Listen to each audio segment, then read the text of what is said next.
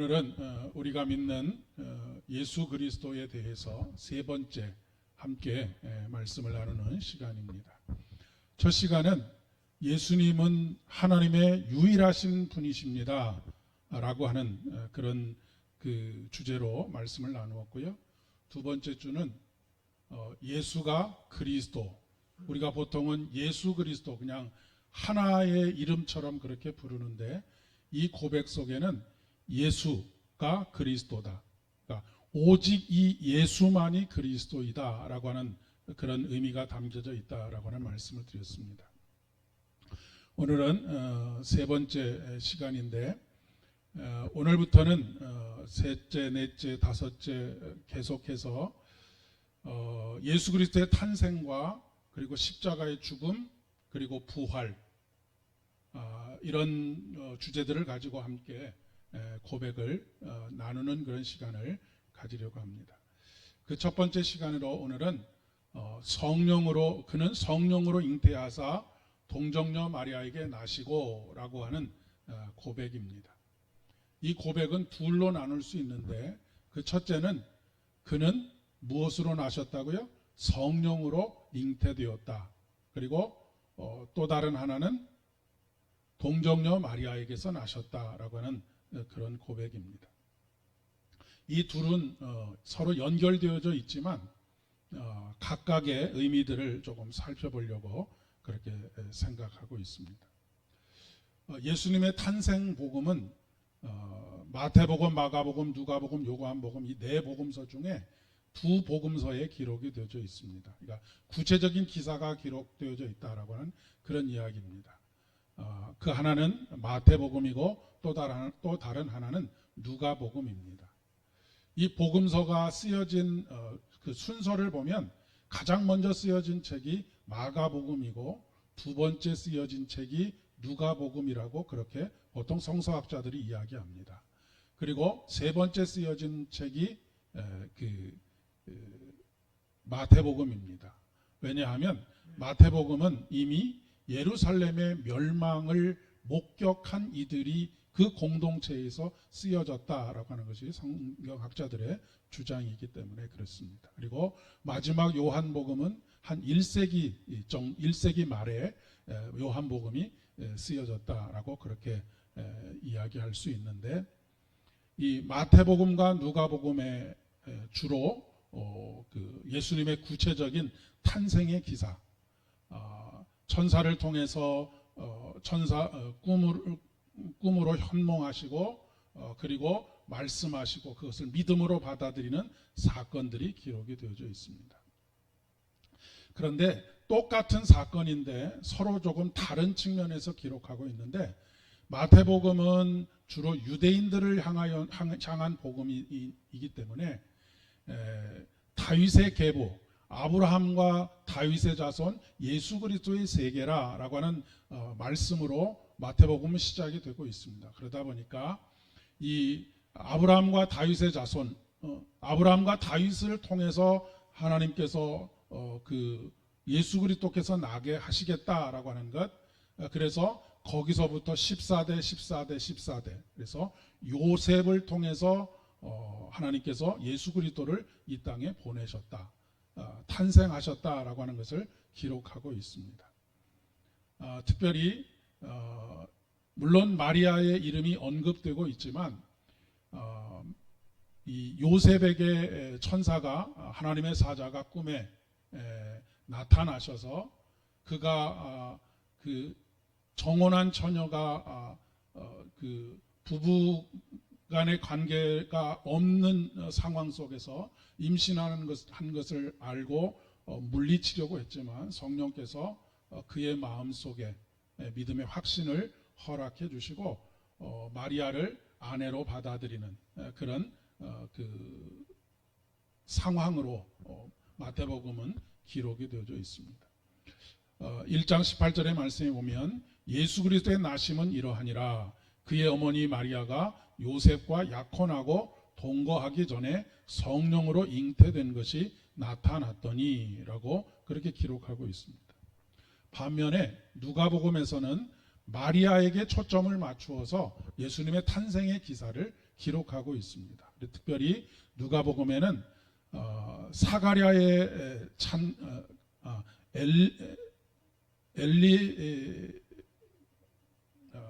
두 개의 하나님을 찬양하는 찬양이 나타나는데, 죄송합니다. 제가 갑자기 이름을 잊어버렸네요.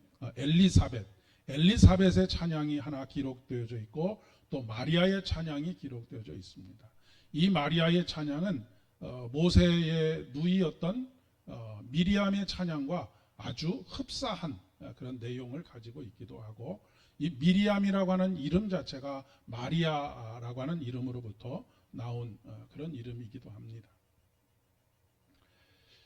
그런데 이 누가복음의 특징은 예수님으로부터 그 족보가 누가복음 3장 23절 이하에 보면 요셉으로부터 시작된 예수님의 족보가 하나님께까지 이르게 되는, 그래서 이 누가복음에서는 성령으로 잉태하사라고 하는 이 성령의 잉태라고 하는 것이 예수님을 하나님의 반열까지로 끌어올리는 그런 예수님의 신성을 강조하는 이야기이기도 합니다.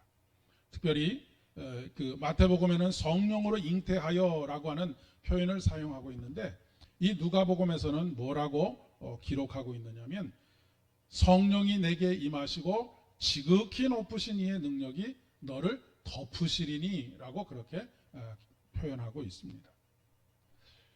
우리는 보통 성령으로 잉태했다라고 하면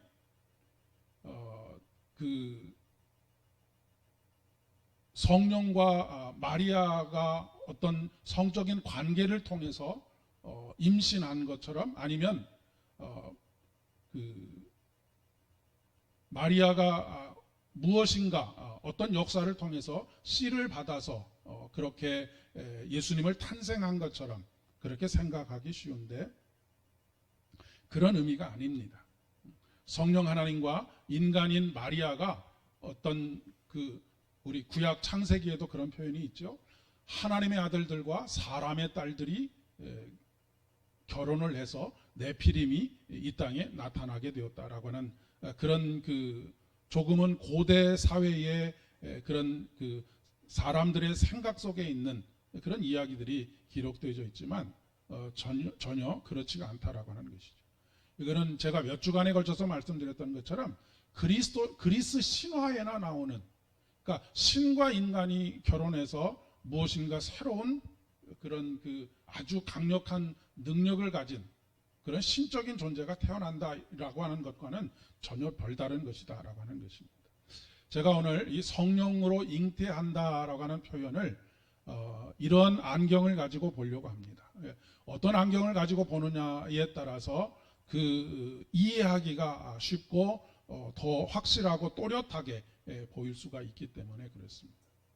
오직 성령으로 잉태했다라고 하는 고백은 삼위일체 하나님의 창조와 재창조의 사역으로 우리가 바라보는 것이 가장 정확하다라고 이야기할 수 있습니다. 여러분, 성경의 시작은 무엇입니까? 성경의 시작은 창조주 하나님께서 말씀, 곧 성자 예수 그리스도를 통해서 세상을 창조하시는데, 거기에서 이 세상 위에, 혼돈과 무질서 속에 있는 이 세상 위에 운행하신 분이 누구라고? 성령이라고 그렇게 기록하고 있습니다. 그런데 제가 여러 번에 걸쳐서 말씀드린 것처럼 성령이 운행하신다라고 하는 표현은 마치 암탉이 병아리를 품듯이, 아니 암탉이 알을 품듯이 품는 것, 그런 의미를 가지고 있다는 말씀을 드렸죠. 그래서 성령께서 품으시니 어떻게 됐습니까? 거기서 새로운 창조의 역사가 일어났다라고 하는 것이고, 인간은 또 어떤 존재입니까? 흙으로 하나님께서 그 사람을 만드셨는데 그 코에 생기를 불어, 여기서 말하는 생기는 바로 성령을 불어넣으셨다라고 하는 그런 의미입니다.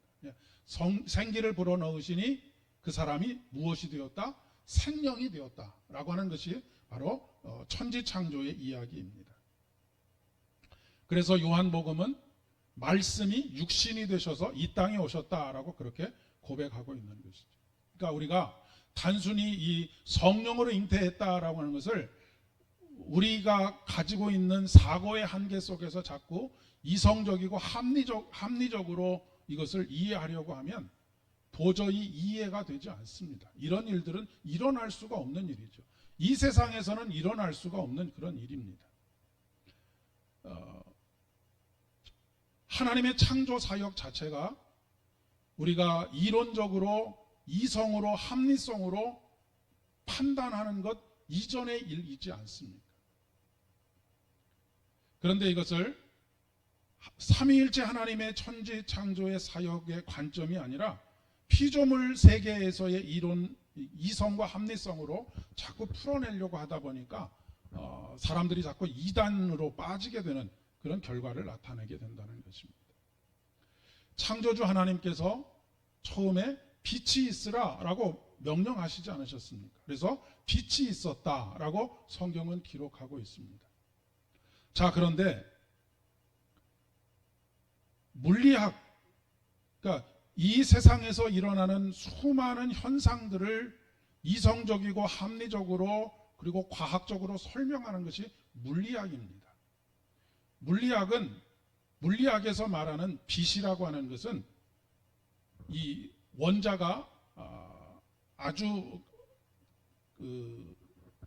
이 태양이 빛을 발하게 되는 것이 그 안에 있는 핵분열이 일어나서 그 뜨거운 열이 빛이 되어서 우리들에게 비춰지는 것이거든요.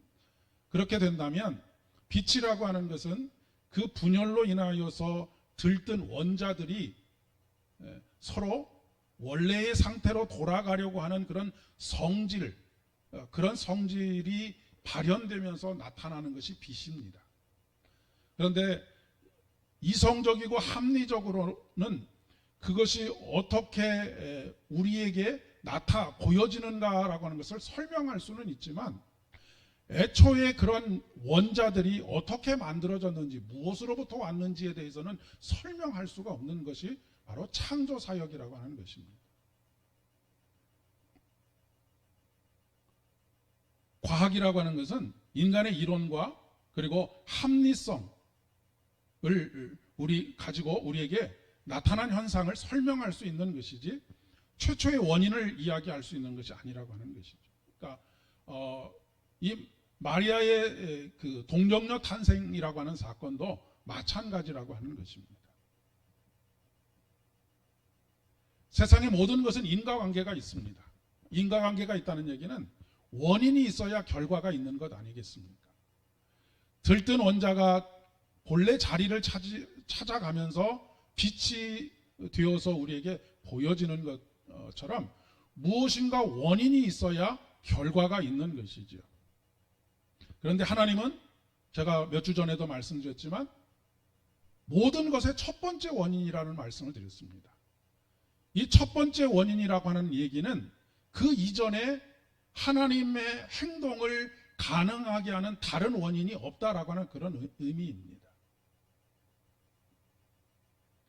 그러니까 과학이라고 하는 것, 이성과 합리성이라고 하는 것이 우리에게 보여지는 것, 그러니까 처음 하나님께서 천지를 창조하신 이후에 우리에게 보여지는 것을 설명할 수는 있지만 처음 그 창조의 사역 자체를 없는 것에서 있는 것을 만들어내는 그것을 설명할 수가 없다라고 하는 그런 이야기입니다. 하나님은 무엇에 의존하시는 분이 아니시고 스스로 계시는 분이시기 때문에 그렇습니다. 그러니까 우리가 이 모든 신앙의 근본은 바로 창조주 하나님을 믿느냐에 있다는 말씀을 거듭거듭 강조해서 드리는 이유가 바로 여기 있고, 또 처음 창조와 그리고 십자가의 성령의 잉태를 통하여서 예수님께서 태어나시는 것과 죽음에서부터 부활하시는 사건, 이 모든 사건들이 다 삼위일체 하나님의 창조와 재창조의 사역이라고 하는 그런 말씀입니다.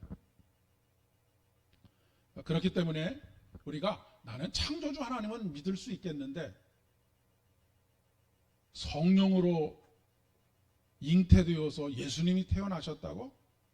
그런 일은 세상에 있을 수 없어. 내가 창조주 하나님은 믿겠는데 죽은 사람이 어떻게 다시 부활해?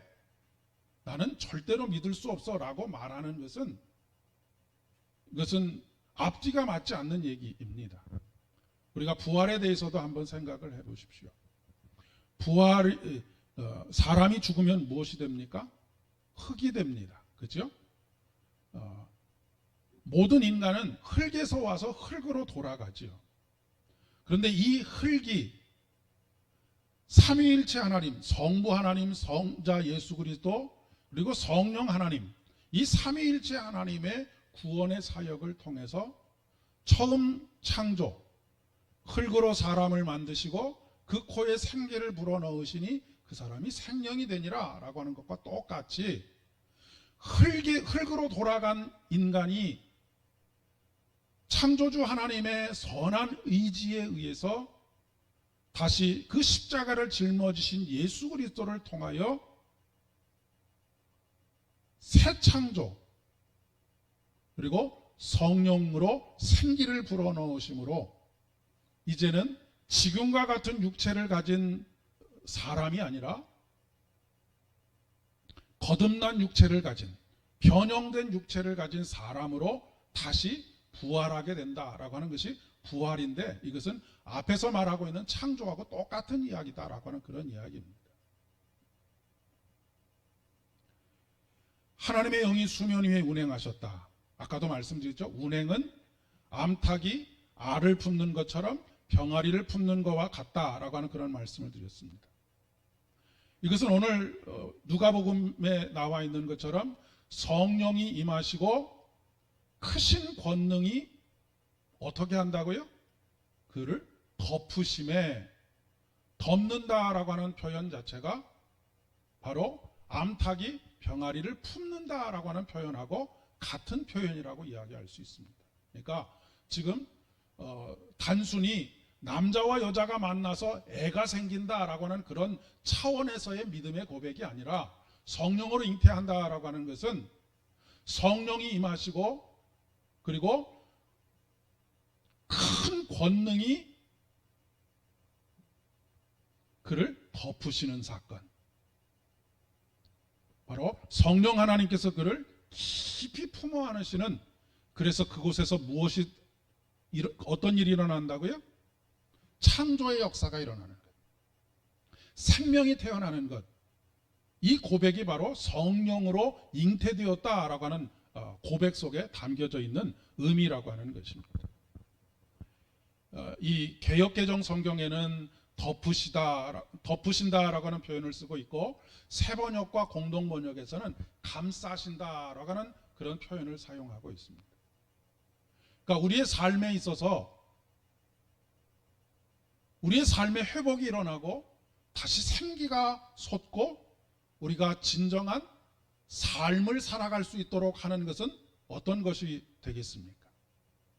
그것은 바로 성령이 그 사람에게 임하시고, 성령이 그 가정에 임하시고, 성령이 그 교회에 임하시고, 성령이 그 일터에 임하시고, 그리고 그 성령께서 덮으시는 은혜, 감싸주시는 은혜, 깊이 품어주시는 그 은혜를 통해서 비로소 생명의 역사가 나타난다라고 하는 그런 이야기입니다. 그렇기 때문에 예수님께서 너희가 예루살렘을 떠나지 말고 약속하신 성령을 기다리라 라고 말씀하고 계시는 것입니다.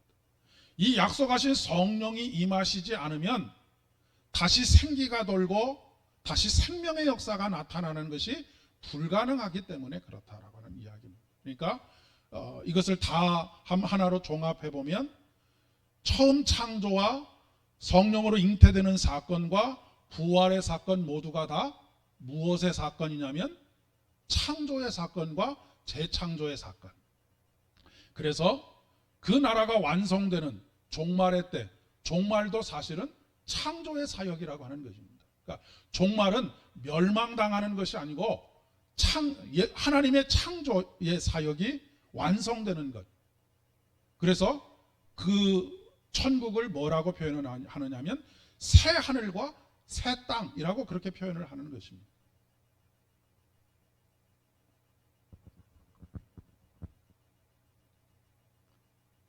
그러니까 여러분, 우리가 매일매일의 삶 속에서 기다려야 할 것이 무엇이냐면 성령의 임재를 기다리는 것이고, 그리고 더욱더 간절하게 기도해야 할 것은 그분의 덮어주시는 은혜. 사랑은 어떻게 한다고요? 허다한 죄를 덮느니라 라고 말씀하지 않으십니까? 덮어주시는 은혜, 감싸주시는 은혜. 그 안에서 깊이 품어주심으로 말미암아 생명의 역사를 간구하는 그런 기도, 그런 갈망, 이런 갈망들이 있어야 한다라고 하는 것을 이야기하고 있습니다. 그리고 그 모든 일에 이 천지 창조의 주권은 오직 하나님께만 있습니다.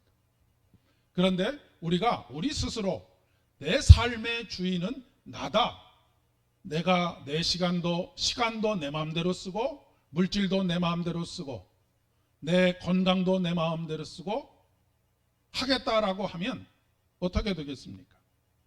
앞에서 언급한 이런 생명의 역사들을 경험할 수가 없게 되는 것이죠. 창조의 역사의 주도권은 하나님께서 가지고 계시기 때문에 그렇습니다. 하나님께서는 이 세상을 창조하시고 섭리하시고 계획하시고 완성하시는 이 모든 역사를 다 하나님께서 주장하십니다. 이것이 특별히 장로교에서 강조하고 있는 하나님의 주권 사상입니다.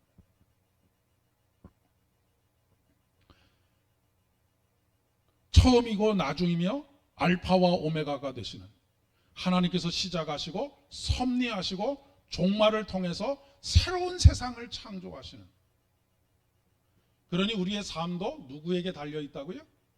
하나님께 달려있다라고 하는 것이 바로 성령으로 잉태되었다라고 하는 말 속에 담겨져 있는, 이 고백 속에 담겨져 있는 의미라고 하는 그런 이야기입니다.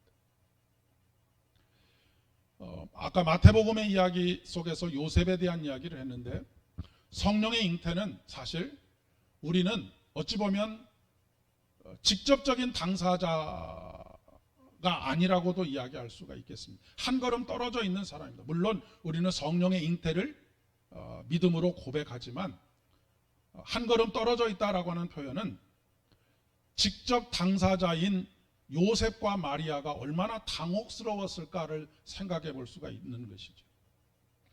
그러나 마리아는 사실 그 몸에 아이가 잉태된 현상들이 나타났기 때문에 그래도 받아들이는 것이 요셉보다는 훨씬 더 수월하지 않았을까 싶습니다. 그런데 요셉의 입장은 우리와는 또 다른 입장이지요. 자신에게 직접적으로 일어난 일이긴 한데 우리들보다 더 받아들이기가 어려웠을 것입니다.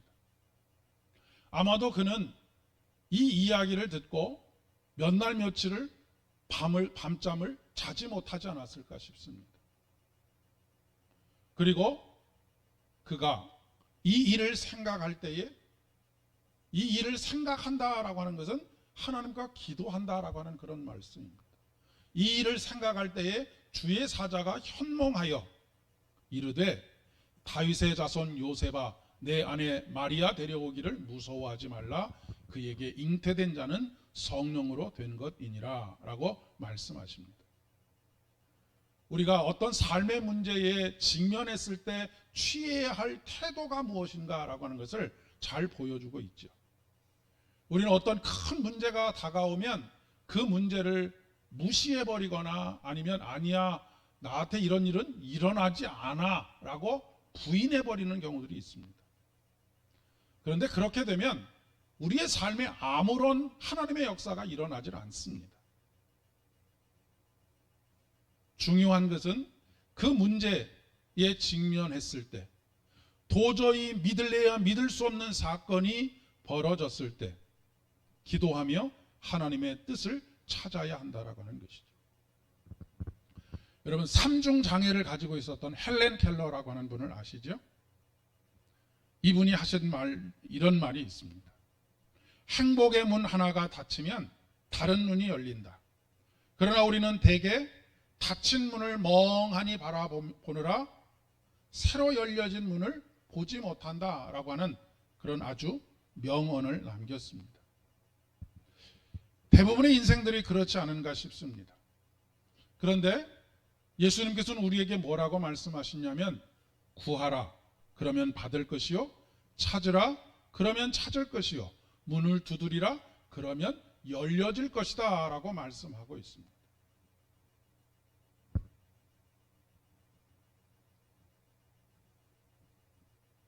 마지막으로 성령으로 잉태되었다라고 하는 고백은 거룩한 영이신 성령으로 잉태되셨기 때문에 예수님께는 죄가 없다라고 하는 이야기입니다.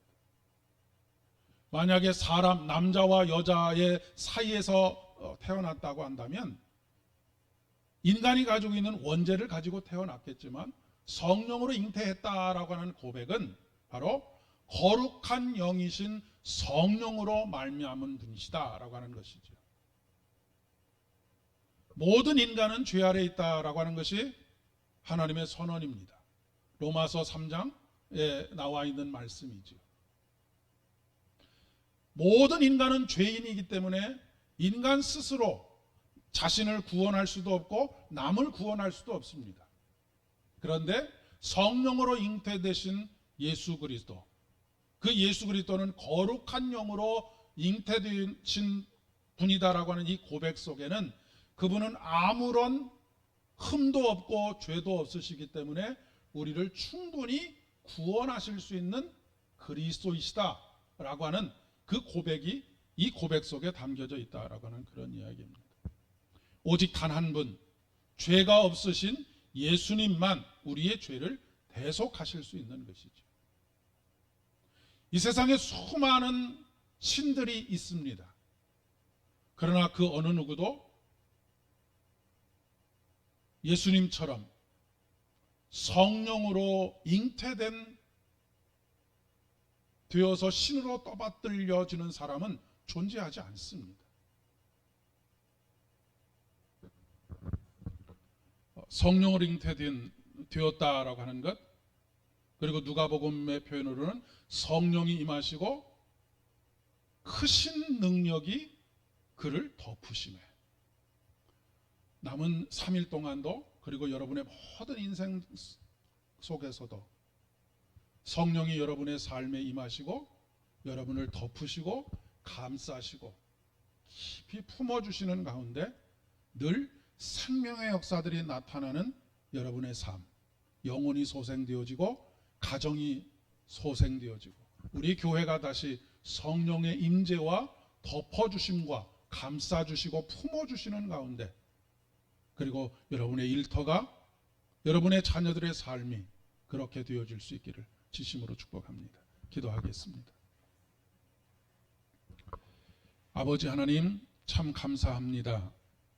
오늘 주께서 이 귀한 시간을 저희들에게 허락하여 주시고, 그동안 아는 것도 있었지만 모르고 무조건 믿으라 하니 믿고 고백했던 고백들, 그 고백들의 의미를 한 가지 한 가지 깨닫고 더욱 깊은 우리 자신의 고백으로 만들어갈 수 있도록 은혜를 베풀어 주시니 진심으로 감사를 드립니다.